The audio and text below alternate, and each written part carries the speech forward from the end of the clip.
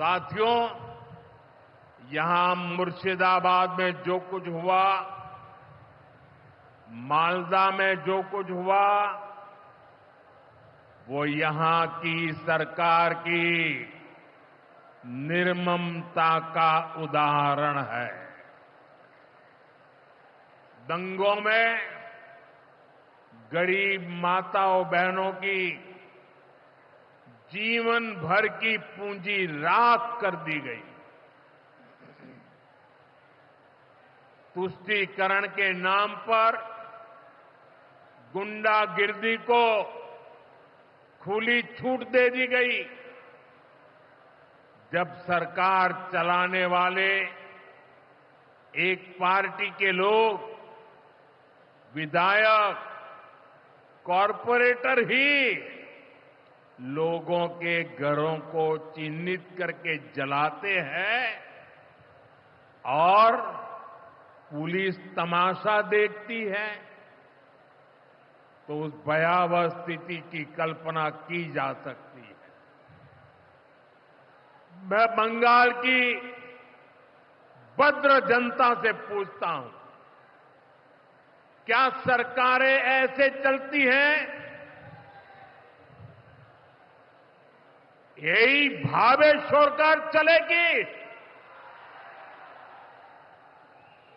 साथियों, बंगाल की जनता पर हो रहे इन अत्याचारों से यहां की निर्मम सरकार को कोई फर्क नहीं पड़ता। यहां बात बात पर कोर्ट को दखल देना पड़ता है।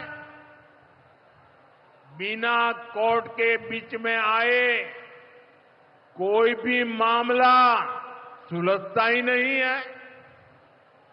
बंगाल की जनता को अब टीएमसी सरकार के सिस्टम पर भरोसा नहीं है। यहां की जनता के पास अब सिर्फ कोर्ट का आसरा ही है। इसलिए पूरा बंगाल कह रहा है, बंगाल में मची चीख पुकार, नहीं चाहिए निर्मम सरकार। बांग्लार चित्कार लागबे ना, निर्मम सरकार। साथियों, भ्रष्टाचार का सबसे बुरा असर नौजवानों पर पड़ता है, गरीब और मिडिल क्लास परिवारों पर होता है। भ्रष्टाचार कैसे चारों तरफ बर्बादी लाता है, ये हमने टीचर भर्ती घोटाले में देखा है। टीएमसी सरकार ने अपने शासनकाल में हजारों टीचर्स का फ्यूचर बर्बाद कर दिया, उनके परिवारों को तबाह कर दिया, उनके बच्चों को असहाय छोड़ दिया। टीएमसी के घोटालेबाजों ने सैकड़ों गरीब परिवार के बेटे बेटियों को अंधकार में धकेल दिया है। ये सिर्फ कुछ हजार टीचर्स के भविष्य के साथ खिलवाड़ नहीं है, बल्कि पश्चिम बंगाल के पूरे एजुकेशन सिस्टम को बर्बाद किया जा रहा है।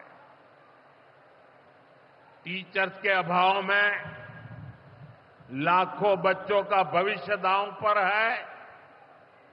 इतना बड़ा पाप टीएमसी के नेताओं ने किया है। हद तो ये है कि ये लोग आज भी अपनी गलती मानने को तैयार नहीं है। उल्टा देश की अदालत को, न्यायपालिका को, कोर्ट को दोषी ठहराते हैं। साथियों, टीएमसी ने चाय बागान में काम करने वाले साथियों को भी नहीं छोड़ा है। यहां सरकार की कुनीतियों के कारण टी गार्डन लगातार बंद होते जा रहे हैं। मजदूरों के हाथ से काम निकलता चला जा रहा है।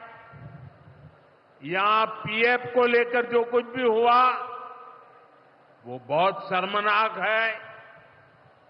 ये गरीब मेहनतकश लोगों की कमाई, उस पर डाका डाला जा रहा है।